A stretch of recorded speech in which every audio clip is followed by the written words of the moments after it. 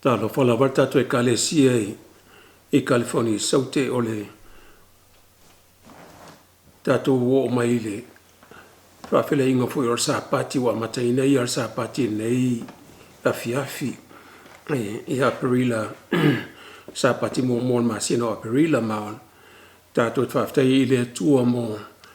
e wilawa ina loa pesia wha mai ma le mwhai ana whenga iai i sauninga pe on tato masania i malumalu tato whawhtai i le tua lo mo pele manoa tato te mafuta tuai pe ona tam whai atua i lunga le YouTube nei tūla. O tato suenga nei tūla o suenga le sona o tato amateina le sona fōu e pe o me masani ai le ka le sia sfitu la langi atoa. E so umalawa ia sia onga a inga uma ia sta tasio va yaso. Io na fa manatua ile sapati le sauninga le ang sa mai o le tato suenga le sona nei kuata. Kuata lona lua nei tausanga. O so ene lo tuspa ia pe fa pe fion tato i loa o na mamalama masu e sua i la fionga le atua. Ma o le tato te i le kuata nte nei sa tato so ino tusio tani elu i walo anga. Ia nei kuata wa mataina tato so ina i tato mamalama le lei i la fionga le atua ina i o tato whaatulanga ina ma whaapasenga ina ia le fina ngalo le tua ia na o onga mai le tusio kene se atur tusio whaalinga. Matamana e taun whai tātou ta talo e mataina e tātou le sono le anga sao le au matutua mai whaatasi mai le angang pa io le tua tātou sāpati le so ina ia lo whangia le tua ia ainga umalawo lo tātou tapua i le tua ilo sāpati o tātou ainga ma whale malawa. Tātou te inwaitinga le anga pa io le tua e whaatasi mai tātou talo. Lo matama langi mātou tuaftai lau o fio. Mō lau tuspa i o lau a fionga o tata iala lea mo i mātou. Mātou te ilo ailo fina ngalo. Mātou tuaftai atua i le tua i loa lofo il whana wa tangata wa e tusi ina i la fionga, lau a fionga. Ma e whamaumo ina i lo fina ngalo ino mātou sosua ina mātou te ilo aion mātou sa vale e tusa mo lo fina ngalo. Whamania mai le atua la mātou sosua ina lau tuspa ia. Ina ia tonu masao ma e tatau wai e tusa aima le lo wha iloa mai lau tusa. Ina ia awane o mātou se sel whawinga ina lo fina ngalo. Ai o mātou whai e tusa mal matau, male ava, male usta ia te oe i lo swafa i Yesu o mātou wala o tuai nei. Amen. Lau tūlana le sona mua nei kuata i nei vai aso o whautuina o winga whapito le tuspa ia. The uniqueness of the Bible pon me ese ai le tuspa ia mai tusi uma lava laulangi ai mai se tusi o lo ta o tuspa ia o tartonunga ma tapo inga ese o lo ia i tatou laulangi nei. Ile mau au tūl salamo tatou te masani ai salamo se lau suma le iwa whaupe suma lima o lau a fionga o le suru lea yo uvae ma le mama lama yo wala. Yo la fionga lea tua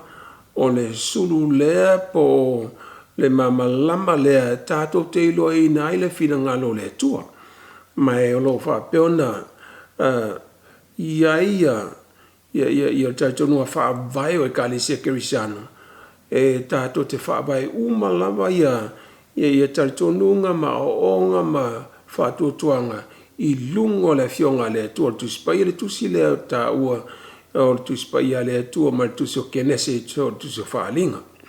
E pionto sit whiina lo ia isi tusi isia tapua inga i o lato tusi ta por Koran e lotu i tapua inga wha Mohameta wha Muslim. Foi nei o lo fa peona la to ataliaina o le tuspaia po le afionga le tua. Ai tato te fsili pe ai siame o alai on tato le italiaina isi tuspaia.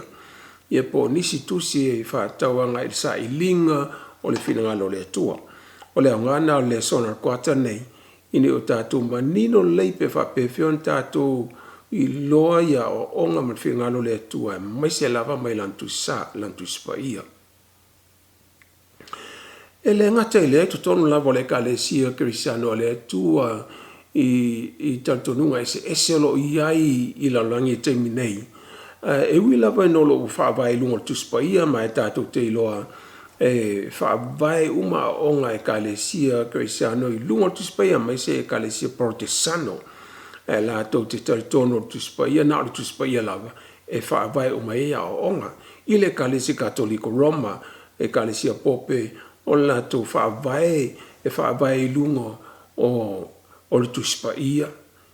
ato ma le history o le Ecclesia Katoliko Roma ia ato ma le ngaluenga le ngapa yo le tua i ono whailo mai ai i nisi awala e ia miti po whaalinga po me tupu mai e ala mai e le whiringa lo le tua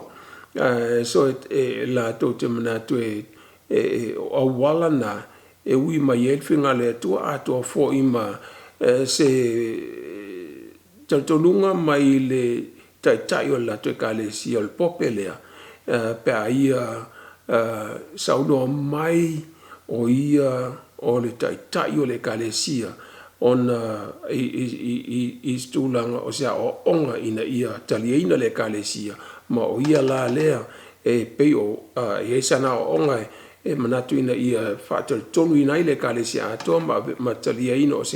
sea o onga mo le ka le sia ia ona whaapopole ia onga ma tuspa ia. So awala na o Pope ia ma le history le ka le sia ia ato ma tuspa ia o authority nga e sawa ia onga le ka le sia Katoliko Roma a o e ka le sia Protestano whaavai uma lava la tutatonunga i lungo tuspa ia.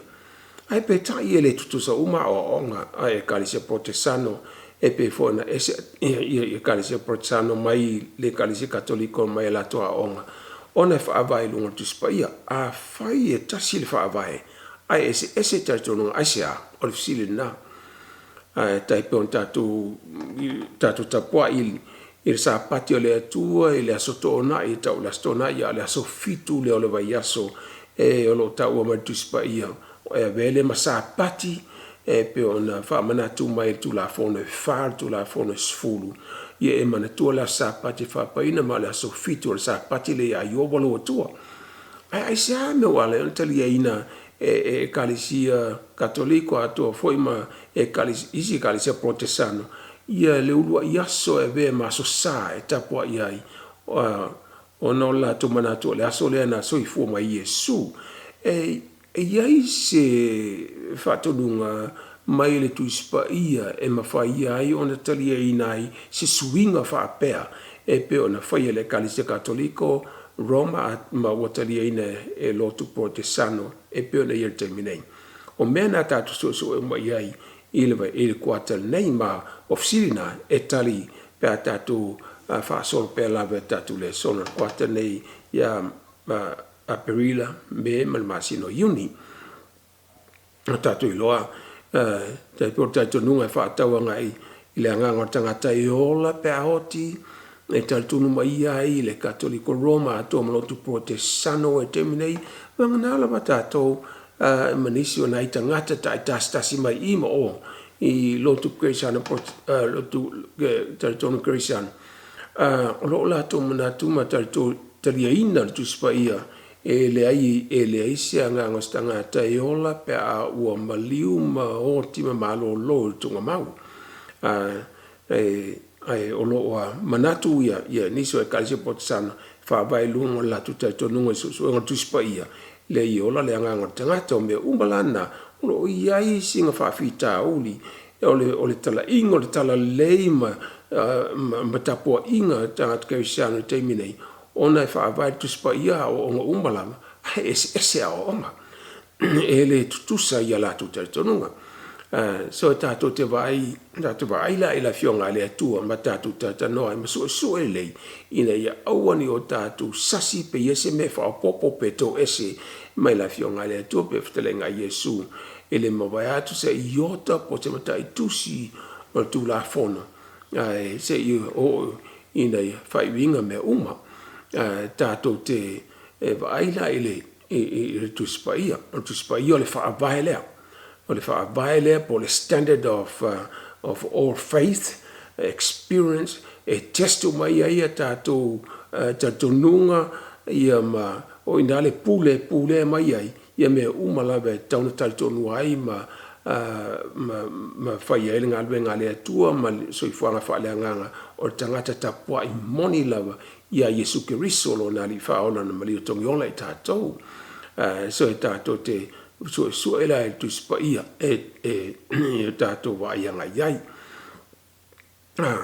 ole tele o me tātou te wa aima ma talo ai e a fia ai o tātou langa whaaleanga e a fia ai a tātou me whai a fia ai e a fia ai ia me umalava tātou te whai ona tātou taltonunga taltonunga e whātauanga i le atua soifua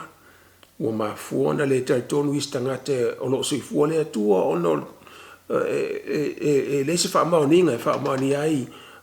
mai suenga i so se mea lava lo langi nei ma le langi on the physical world e le o iei se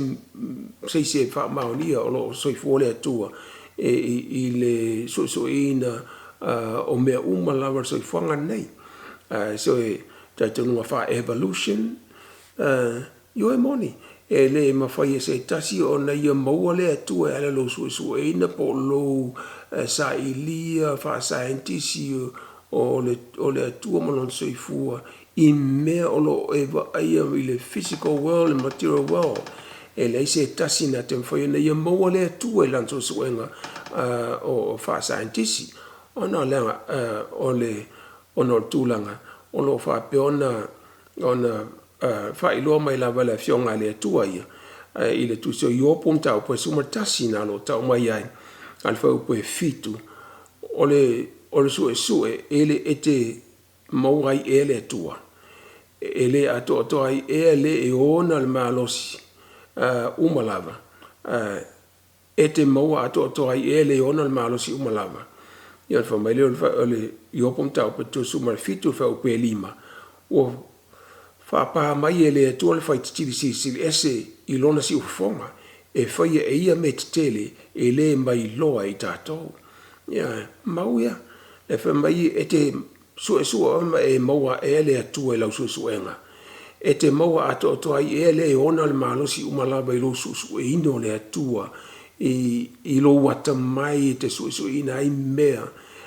pe fa scientisi po le lava lo poto te mwhaina e maua e le atua e ale au suenga o le tali e le ai awa e le mawhaina e maua ina le atua ma e sila fia ma e fa maonia mai provinga le atua soifua e ala lo ino mena whai e le atua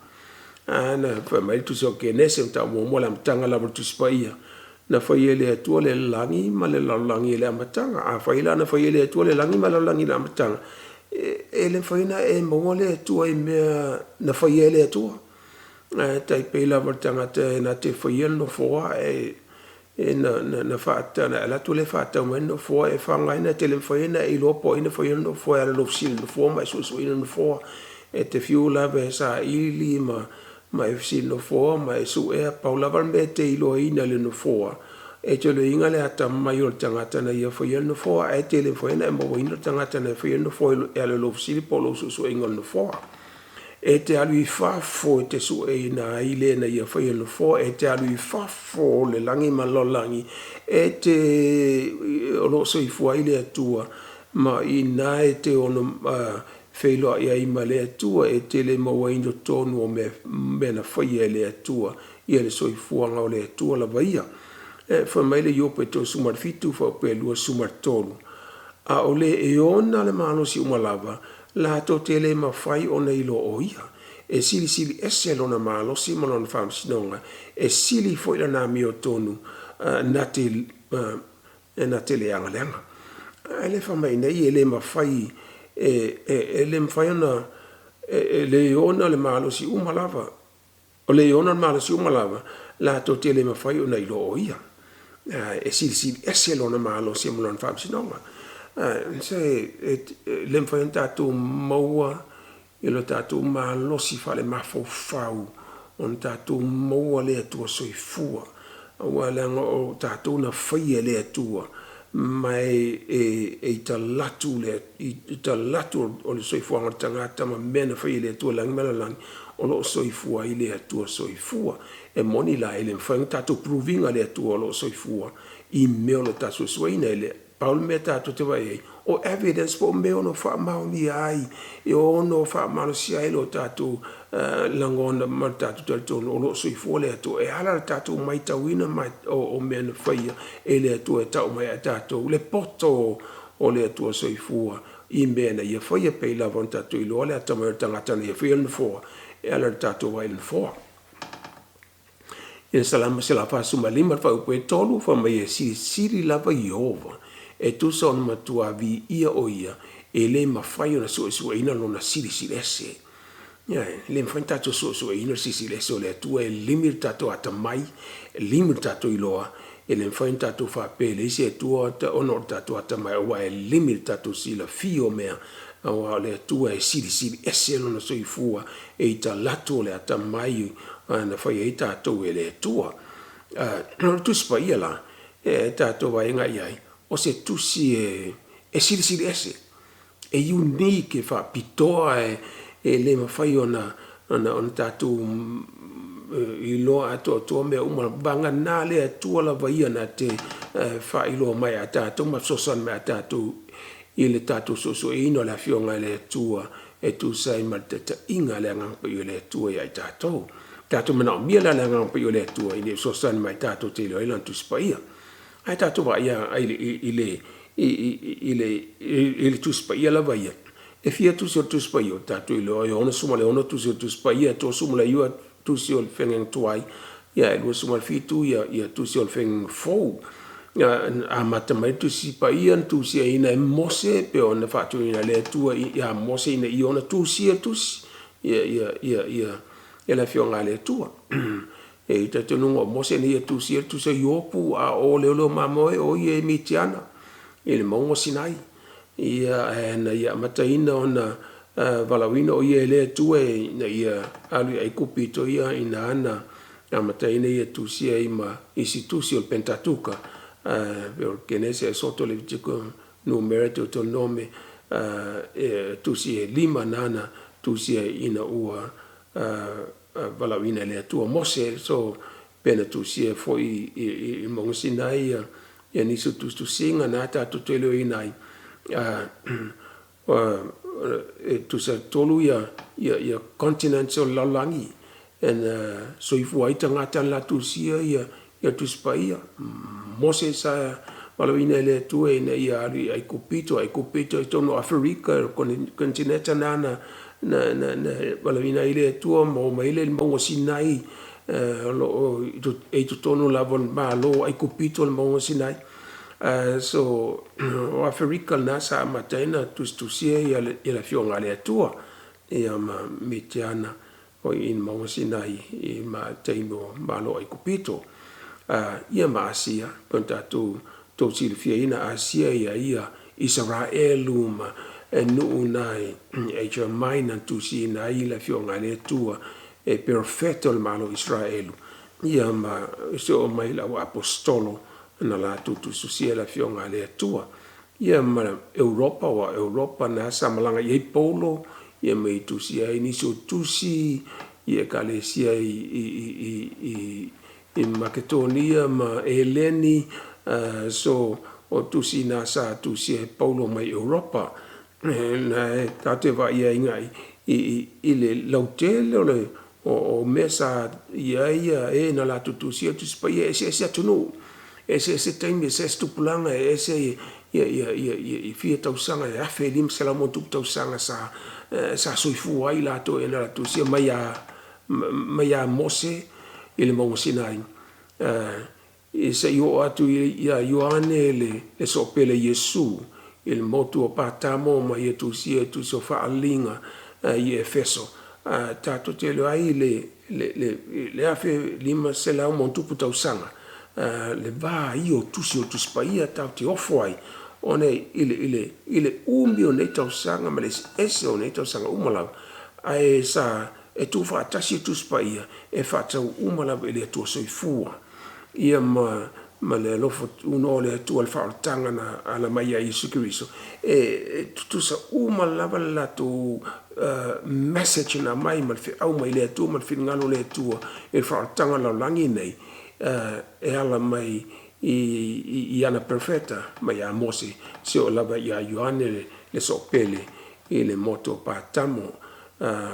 le umbio le tau sanga mai tu pulanga e tele ese meno foi ese la tua atamai ana fa nga ina le tua ina ia tu siel tu spaia le lo o fa uina me tatu fa nga ina iona pole yunga ne tatu fa tatu o foi te ngale to mal pupu ngale tu non fin ngalo e se mai istu swinga uma lava langi tatu te o foi le lo fo le tu fa maoni ai ia le tu so i fu na ia pule ina ia tu sia ina o lan tu spaia ina ia tu fatasia ma la va ile tu spaia na ona ile lo ile fia afe tau sanga tu sia ina i ma le lu afe tau sanga tanu mai le faltanga ia Yesu Kristo o to i afe tolu afe lim salamon tu tau sanga taluna olan tu spaia ma ia tu spaia la langi atola a nei lava tu mau ole la fionga le tua le loa ia le finagalo le tua ono le tele o tau sanga ma le afe o tau sanga ma le afe o tupulanga na malanga mai la fionga le tua e tato te e va ia i ritu spaia tele valoanga pe anta o mai foi nei in le zona por tos fu pasengi o tu spaia o valoanga vai lo mai ai le sila fie le tu lo mana si le fie le tu atai au si fie le tu ia e lo mana i male tu pulanga yo ele yo ati ai ia ele hiso la lang ai si la fie le tu i lona si la fanga fa le tu lona mana si le fie o lo mana ia me la tupu i la langi nei tato te lo ai valo anga yo la bertemi nei le tato te go through ai ile coronavirus pandemic o fa te wino valo anga pe ta o mai Yesu ma te ta pe lo so malfa mai o aso le unga o mai to pe atu fa longo i tau ma ta lo tau e le me pa o mai yonge ma fa mai ma fuie no to lo le amatanga i o poponga yo e tato te yo i taimi yo le unga o la langi nei a o le amatanga i o poponga le tato te fa solo iai e pe on tato suena tu sotanielu e kwa tante nei le o tato iai yaso le unga aso le unga la tato le fio fa lo mai Yesu a o le yo le taimi e vevesi ai me tupu la langi tau te telema fa mai te telema me tupu te tele va malo lo ta o mai tu sotania ma tu so fa linga me ola tupu ile ekalesia mal fa na pele le tu la pa ia le tu ono sa wanga la o mai i teimo le yunga teimi nei o me ia o umon fa ilo o me ia tupu yaso le yunga the last days or the end of time ele yo atu I me te tele ia e so ai ma le fio fa lo mai Yesu ta pe o mala fitu o tu la fono to singo lo ia so e be ma sa pati la langi atoa ma so sala langi atoa fa si ti ai e to si polo inga le to mta file mau ya Yesu fa ma onu tu spaia ta to tele yo atu I me te tele na ai le taimi nei coronavirus or pandemic le lo e taimi nei ona le amatanga o poponga ai tato te lo wala mtanga poponga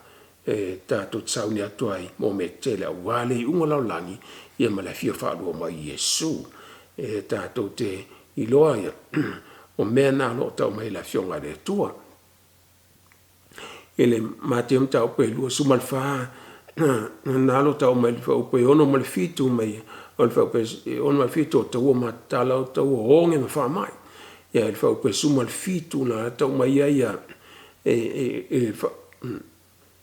tu se fa linga tau pe suma lua fa pe suma le fitu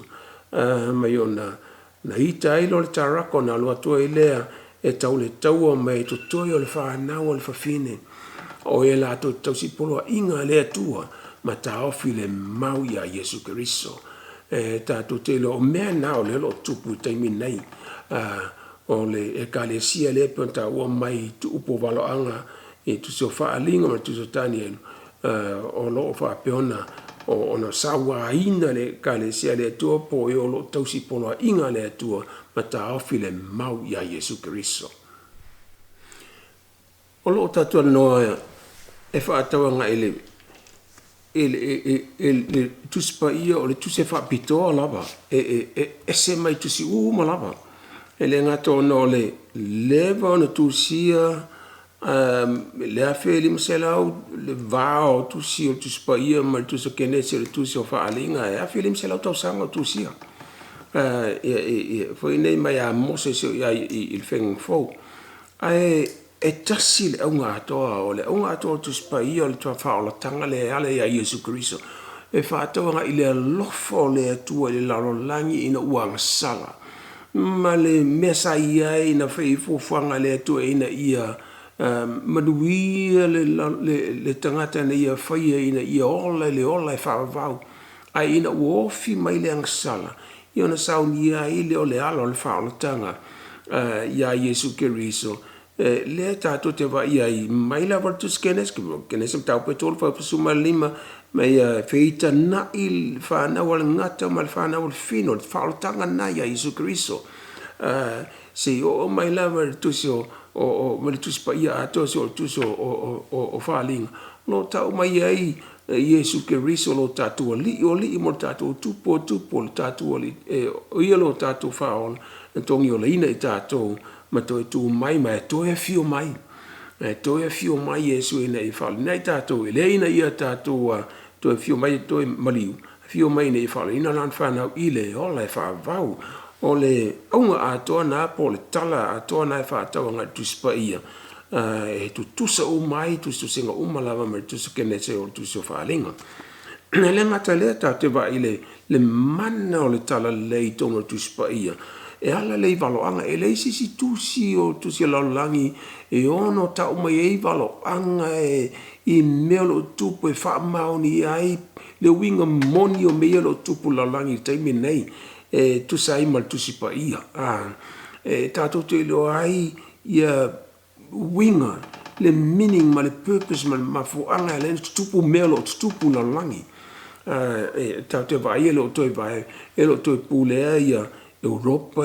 se empire tasi no tu so tani om tau pe lua tau mai ai vai na malo Roma mai io na sa wailo le ma le fio fa lu mai ne Yesu ma no ti li mai il tupua na vai ne pukane selan miton fa tu sana o le vai no malo la langi fa mutia umala ne va tu fa tasia e se malo mai le terminelo to ni menata to soluzione tu so fa lingo tatu lo ailea o nisi me fa popola o ngana tu so tanielu ai terminei le tatu te vai lo to nu la tu so tanielu tu sai ma fa linga na I tu pua na lo tanielu e tatu te vai le European Union for Minister ngata ala wo tu fa tasi I Europa yeah of course lo tu fa tasi but it's not one nation ele se empire le European Union le opule pe o America e tasi le federal government pule o mai ia state ato European Union le se empire le se malo e tasi o le maftanga malo ese tu fa tasi ele terminei so ele tu sai mena man mesa ye mo sa tasi Roman Empire sa tasi Babylonian Empire pe na malo umatele I teime io tu I teime o il tu spaia io na po ana mua e tato mai lai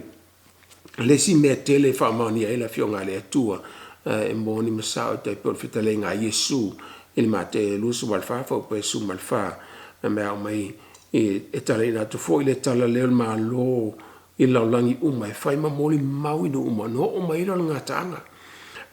ia sa nao Israelu sa ia Yesu Keriso ai na whaavai Yesu la na e kale si ale o so ai laulangi ato te minei o taunu wai le waloanga Yesu mai tale natu fo ile nei tale lei i maa lo laulangi uma e whai mamoli mau inu uma ona ho o mai lo ngā taanga le lau o so laulangi tale lei ai le ingo tasi le fai longa tatu te le watatu ai yaso le unga wala ta mai i taimi fio mai Yesu awa le waso la langi tala le tatu te le o i le vai taimi tau fa tali ia valo anga ia le o tatu e taimi o tau nu ai valo anga ia e fa maoni le moni o tu spaia te le maua mena i ses tu spaia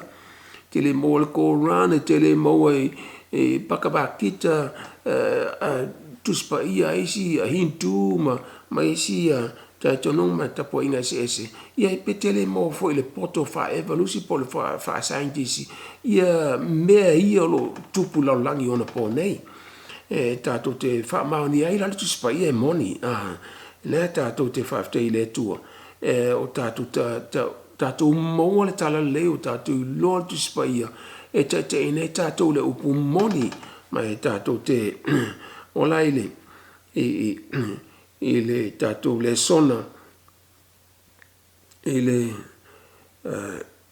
ulo fe tato le sona le lo ye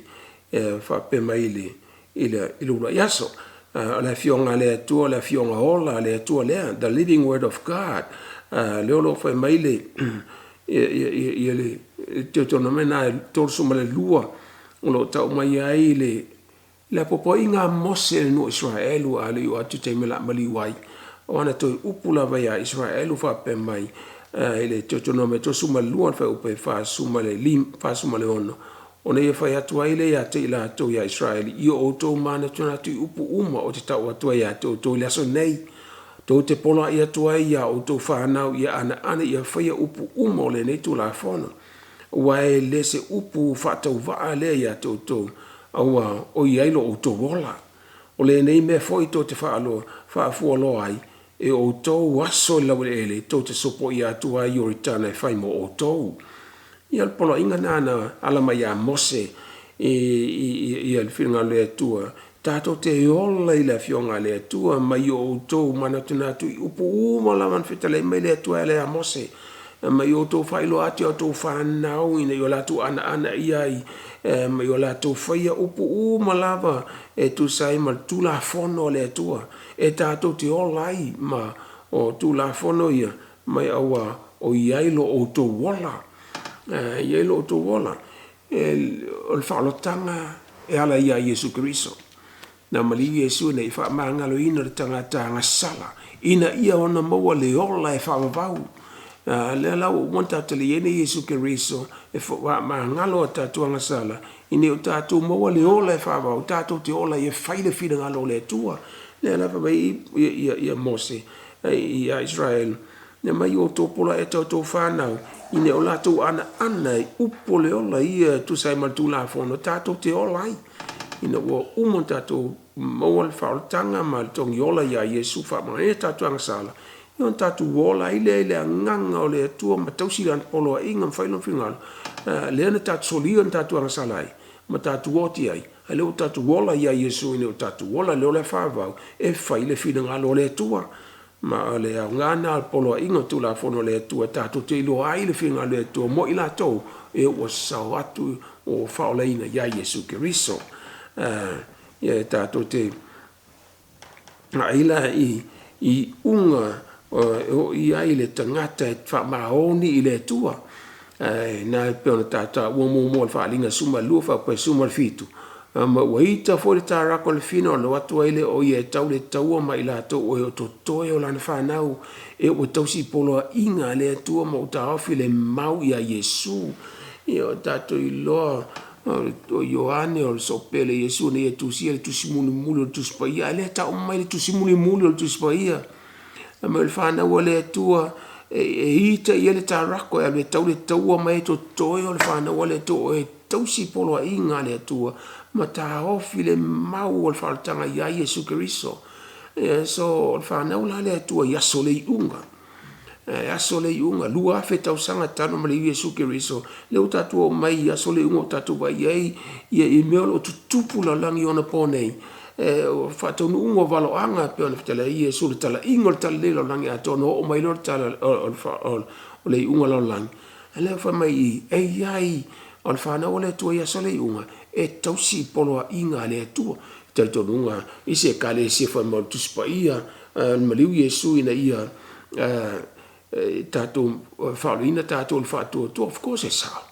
Whaolina tatou tatalia ina le whaatua tua ia Yesu Keriso, na ia tongi olina tatou, whaamaria tatou angsala, ma ia saudia le ole whaavau mo lan whanau, sao lele lava. Ai ina ua whaolina oe, o lalau me whai. Lai mea leina le nga oi na ua e talia Yesu. Fe me te ilua mai ai, ua e te nga oi. E fe te na i ele, ia lo talia ino Yesu, ina ia maole o le whaavau, ma le tūla fono a Yesu, ua e te nga oi. Le fe te na i le whina ngalo le tua, malana tūla fono, ma le whaolotanga, ua al menan, maliwa Yesu i whaolina, oe ina ia e whaia lo whina ngalo le tua, lea lape mai i le whai unga i aso le unga. E sauni atu mo le o le whaavau. E tau si poloa inga le whanau le atua le aupa ia o e lo ita i le taraka mwhai whasioti. E le tau si poloa inga le atua mata afi le mau ia Yesu. So te tonunga na whaatau a ngai whape mai wale a whaale a ngai ina tu la fono i le maliu Yesu. O te loa o tō si fia ina le o se o nga moni le lei ato toa na mai le tuspa ia. Wana se o nga fōlinga mai māneia i la ngono le tangata whaingo fia le tangata o na ia tari e Yesu ma ola ino no langa ala le whaatuatua i Yesu. Hele ato toa. E leo ato toa le sa i linga la fionga le atua e i loa ato toa e le soifuanga le tangata ina wa umon whaola ina Yesu Keriso whamarirang sala. Ina i ona whaia le whiringa le atua. Tatu wola ia i tatu ilo ina la lea. Mai le kenesi, e soto le vitikolo tau mai e poloa inga le atua. Se i ola var tusi o whaalinga, tusi muli muli tusi pa ia. Ti manta mai le atua. Ma expecte le atua, lana whanau, yaso le iunga. La tau ia tausi poloa inga le. Tau leiti oa ita le tarako iai. Wa le tarako leo le whaatusa leo satani. O ia lea na ia whaase ina atamba eva le whaatuanga e na ia soli le whiringa le tua, soli pola inga le tua. Lea la walo ita i le whanau le tua, o e tausi pola inga le tua, ia sole iunga. Whaila o e talia Yesu Keriso, a e te lo tausia pola inga le tua, ia seftena inga e le ono paleni lo soifua whale anganga, ma le fina ngalo le atua atua te soifua ina uafa e talia le whaotanga i Yesu Keriso. E ta tau ona e talia ina le whaotanga Yesu ina i e maua leo le whaavau na olo whaatua i Yesu e te talia ina i le whaotanga i luna maliu e whaole ina i oe a ina ua whaole ina o Yesu ina i e maua leo le whaavau e te soifua ai. Ia te soifua ina ia e whaia le whiringa le tua e tausi ana poloa inga ma e ta ofi le whaotanga le mau ia Yesu Keriso le alofa tūno le tua na whaole nai oe whaila e te o e talia le alofa o le tua na whaole nai o le maliu Yesu Keriso a te le tausia poloa inga o le efte nai e lo le whaotanga e lo tatunga le whaotanga Yesu ia ma lo soifua whale anganga i le whiringa le tua e te le ustai ato toa i le tua ina ua e moa le whaotanga e fte nai lo soifua ma le whiringa le tua. So o ngata telena o lo se ia e ka le sia Cristiano ia sole iunga le tua leanga o le tato so ina le whiringa le tua o lo ia i tua le tarako le ia satani ina ia whaase ina le ka le sia le atua le whanau le atua e peo na whai mai i o ita fo le tāra ko le whina o na lua toi leo i e tau le taua mai lato o e tutoe a o isi vaenga o le whanau le whina o whaase ina e tātou whaatasi e o tā vea tātou ma whanau o le atua o e tutoe tausi polo inga le tu ma tā ofi le tala le a Yesu Keriso e le pe whaoleina oe I lo whaopopo se o so stai pe whaopopo iai e so whamaoni I le atua tausi pola inga le atua I nei whaoleina I oe le ai nao Iesu e whaoleina I oe e ala lo tali aina o le whaotanga maliu Iesu Keriso ina ia e maule o le whaavau e maule o le whaavau Iesu wa e ola ina e whaifina lo le atua e tato te o mai ele I lea ia Iesu Keriso lava ia tasi le me whamani ai tele lava tuspa ia atoa e le ngata o meo lo tutupu mwalo angalo o whapea a o le tala lei o le tala lei ia Iesu Keriso e lei sisi tusi e whamani ai I le whaoletanga foi nei o laulangi nei e pe ona ala mai a Iesu whaoletanga awa ele me foi tanga sala ona e foi el fino le tu ma e ola to a o umana na e so lia fino le tu ma o e nga sala just your very being your state of being ono so ifua o tanga sala e te oti ma le oti o to tongi lo le sala ma fo ngana le no ti tanga ta malava e te le ma foi na e fa mali e ina le oti I au me fai o mai te oti lava o le oti o totongi lo le angsala e tele mwhai na e totongi ia le oti sisia mea. Paule me te totongi ai le oti. O lo wola, ina ia e oti. E totongi ia o angsala. O totongi ina o angsala. O lo oti. E oti la e tele talieni Iesu. Ia wa e oti ina ia totongi ia o angsala. Ai ona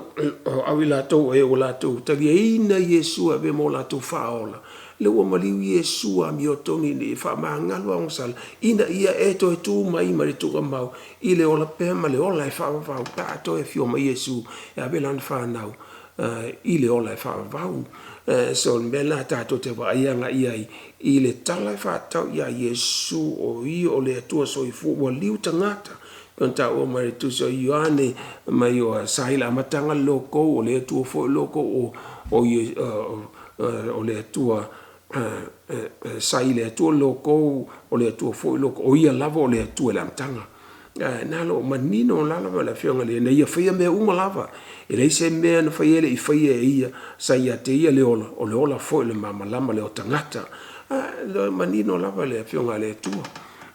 loko o Iesu le le upu loko o le upu na fia Iesu le langi malalangi I lana feta lainga le mana fa le atua na ia fai me malile ai o se mea so e tato te vai le mana fa le atua le soifuanga o le atua le na ia fo mea le wa vea mo tato li fa le ne wa liuta ngata le loko le atua fo wa liuta ngata ina vea ma atua fa ola e ala ia Iesu Keriso ina wa vea ina wa fio ma Iesu a vea mo tato li fa ola ina ia maliu e tongi ola wha maangalo tatuanga sala gospel na o le tala leina e te le mawai sisi atu sina atu sipa ia tatu te mawai ai seawa leina tatu mana o mia ia wha ola ina ia maliu e tongi ola tatu pika sala o tatu fioti o le oti o tongi lo le angasala e te oti e to tongi au angasala mana ala ina e mawale o le wha vau wa le stanga so fuel o mana ina I ola pe ina I oti tato te mana uma I tato ola pe e ola vetanga to fatu tu ia Iesu o malo lo ia Iesu Keriso malo lo fatu o fioto fatu tu lava o la tot fia mo le fa va o fatu tu ia Iesu e fio mai Iesu e fatu ina mai la to mai to mau le tato te le manol tala lei le moni man fa maoni ole tala lei a Iesu Keriso no Iesu na le atua fo le atua loko na ia fai me uma I lana feta lainga ina ia tupu mai ai me le langi malalo langi fo ai le tangata ina ia mafuta I le atua le wang sala a le loko le ua liu tangata ina ia a fio mai ina ia tongi yola tado what a gospel le tala le lei a Iesu e te le mawai sesi a wala I sesi tusi sesi poto ia se whaoletanga whaolenei o e paioti na Iesu Keriso a o ongo mai se kalesia ista tonunga hintu po ai lava borders po ai lava o lo tangata ia e hami o le lei na ia whamali e ina ile atua whawhenga e hami le ma e oti atua I lava reincarnation e alua I lava o mafofonga malangona mo o le tangata ina ia ona ola e whaavau o lona tau whai ina I whaamalia le atua e te fiume whaamalia le atua I au ngā luenga whai hao o le tangata e la te me te maliwai ma e hoti ai e tō tongi au angasala au ma le fiume Yesu Keriso ina I maliu ami o tonu tu ami o tonu mai e o tatu whao ma fuangana o vea o ma Krisiano ma fuangana o vea ma asofitu tangata asofitu o tō fiume mai ko se langa tō fiume Yesu ina I whao la ina e tātou le ona o te fia iai le ola e whao o te fia I le langi te fia iai lo a inga le langi fia I le kalesia le atua pele o e tausi polo inga le atua mta filma ia Yesu o e la tu tali e ina tu sipa ia as it is le amai e ini me whao popo ia ina I wha malia I loto tangata o mai tu tangata I olo wha peona la tu wha mua le atua ma wha mua le tu sipa ia ma ustai le tu sipa ia me wha me le tu sipa ia le mel na tātou tu ustai ai a wha mai tu sipa ia le asofitu le sapati le tātou ustai tu sipa ia o tau whainda ia wha ia se me maana ia mo le atua ai lo se me wha tonu mai o le atua e tau whaina wha ia me le limo le atua ai lo ni le tusa mal finga le atua o le anga sala me na o lo fte na ina mal finga le atua te whai me le atua o le tanga sala me whai le tanga sala o lo whai lo me tusa mal finga le atua ina ia e ustai le atua ma e vi ia le atua lo songa wa o le tanga sa wa tali o wha lo tanga me te fie mo o le wha vau e le se me le tanga tana o tatu se le atua tatu mana mi le wha lo tanga ma le ustai foi mai ai la fionga le tua sili le ustai I le nga o le mamoi poa tātou tea o mai ile tu single tu spaia la foi mai ai le nganga o le tua e ala mai ai le tātou mamalama I la fionga le tua le lo ta o mai tātou se mai si vai o tātou le sona tātou atu le vaenga leo lo ta ua maile tu so te Timote e lua e fa tauanga ile tatou le sona ta ua lava lo ia e Timote e lua nalo tatou masane o tuspa I o malava e maile anganga ai o le atua ia e au ngafo ia e o ia e fa tonu ai ia le tangate I lana mi o tonu so e tātou te whaftaira I le atua lo whailo mai ai tātou ia e lona whina ngalo ma ina I o tātou I lo ai ia le whina ngalo pa I o le atua o tuspa I o malava e mai le nganga o le atua ia e au ngafo ia e o ai e whatonu ai e whapoto ai ia le whanau o le atua I aso le unga maso umalave te soifua mo tātou o lai na la tātou te ile Ioane nama Ioane sumal whaalon whau pe sumal leono o te whai atu fwoi ta maono fwoi mele atu o tō le tasi sosani ina ia tū mau pe o ia atu o tō e whaavau o le anganga le atu pu mai ele upu moni e le mai le laulangi ia o le eva ai o ia o le ilo fwoi o ia laulangi o tō ilo ia awa tu mau pe ia te e ia foi o ia tonu ia te o to le nga pa ia le atua te isi ta po inga te po indu bodi me ele so fu le atua e tonu tangata na ole kale na tu spa ia la mo ta mai ai e fio mai le atua le ngata fio mai e so le tangata ne maliu mo ta to ai wina mai le nga pa le tasi sosani ina ia so fu to tonu ia ta to ole me si le na vem famanianga mo tangata tali Yesu Keriso vem ona faola o tali Yesu Keriso a fio mai lenga le tu so fu tone that's a miracle and that's a blessing fa pitola o le mena si le tu ai tasina me si le tu spa ia lani a tola vi tu singa umala ona na tu spa ia la vale tau mai e fa tasi mai le tu ia te oe e fio mai lona nga pa ia so fu tone atoe ina wa tali Yesu Keriso ina e saunia oe mo mele le uma ina e vi ia le tu se ma e fa ia finga no le tu na mai o le nganga le tupu mai le upu moni e te ilo ai le upu moni so a mana mi a e fia ilo le upu moni ma fia ilo le tuspa ia e te mana mi le ngata o la tuspa ia te so ai te mana mi le maftanga ma le nganga pa io le to tone to le nganga pa ia fantala ina ia to le tuspa ia ina ia mambalama le tuspa ia langa o tuspa ia no sofia ina langa pa io le tu ina e tau mai tato ia le fina ngalo le tu tuspa io malava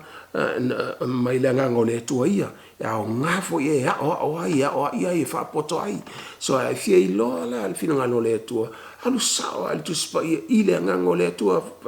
in mai langa pa le tu ia te oi ina ia mafuta mai to ina ia mamalama le o langa tangata wang sala yang sala ma fau yang sala ngona yang sala tino yang sala me malama tangata e te mana mia lan maftanga malanga pa io le tu ina ia e mafuta ia te su le la fionga le tu e fa matala to e la fionga le tu e to piko se langa tu se le tu se fa le nganga e fa le tu na le nganga fo le tu na te fa matalinga la fionga le tu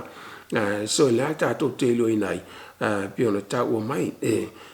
ina ia to ai onda le o tanga to le tu e Saudi la vai ngalu le uma ia na ole ngalu na tu spa ia fa ia to e ala lu maftanga malanga pa yo le to te mama lama tu spa ia na fa me tu se o broma suma lima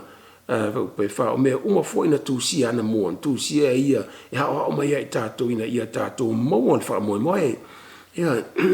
mena na ling tu si tu spa ia tato mo fa mo lo le fa vau ma fuanga la vea uma o tali na Yesu no ma maftanga malanga pa io le tu su ele tu spa ia la o te fio mo le fa vau te le mena o ti mo o ti ai lava o te mena io o ti tongi Yesu o wanga sali o to ola mai ele fio ma io Yesu fa pe naita to uma lava ele yon ta pe sulima lu suma leona mai maliu mai le sosani o leo te awina mai ya to o le nganga le tupu mai le pumon ta tano inai fa upe le ane suma leon fa upe super tolu ai maliu mai o yo le nganga le tupu mai le pumoni e ta ya to upumoni malava ya fio mal sa patia sfito to fio mai te ba malama le tuspa ia e fa tawanga le aso fito sa patia le tua alang confuse te lo tangata le ho mix up ma me to tupu lalangi I politics ma me uma na mafu ai ona afia tangata le kale secretary ona po na le ona no o mai tonu le tonu nga fa tawanga ile tali ai no la sa ve sapati ai le ai e lo yesu fa tonu tu spai fa tawanga to singolo la yaso na to tu mai yesu esu e la spiritual sapati le tu melana temena miele angang pa yo le tu ne e lo le upumoni ato to uma e fa ilo mai la ngang pa yo le tu na to mai le il fa un tatu le sona a inspire e la ngang pa yo le tu perfetta tu sile e inspire ma fa ma le tino ato e le tu siela mai upu mai langa pa ile tu ai tu siel ma fo le ngana al tangata o sofia ina langa pa ile tu fam tell it's not a word inspiration but it's a thought and a person inspired ile langa pa ile tu ina iona tu sia ma fo o mai le tu ile va alinga o yelo ina le wa mai atia o yel perfect ina yo tu sila finga lo le tu ile ngana le tangata ai le upu on upurunga ngana tangata ile mafofa was fina le ngapa yo le tua yo tatu le sona nani tu la tatu fafta ile tua mo so ino la fionga le tua e ta huol tu spaia te tatu ile ola fa ba tani italia Yesu Cristo fartanga mo tatu fafta Yesu mo fartanga fafta Yesu mo lon maliu manu malom lon to tu mai fafta wala le fioma Yesu ma tal le tu fa mania o to umala manuel sapati il est soit for Yesu. Amen.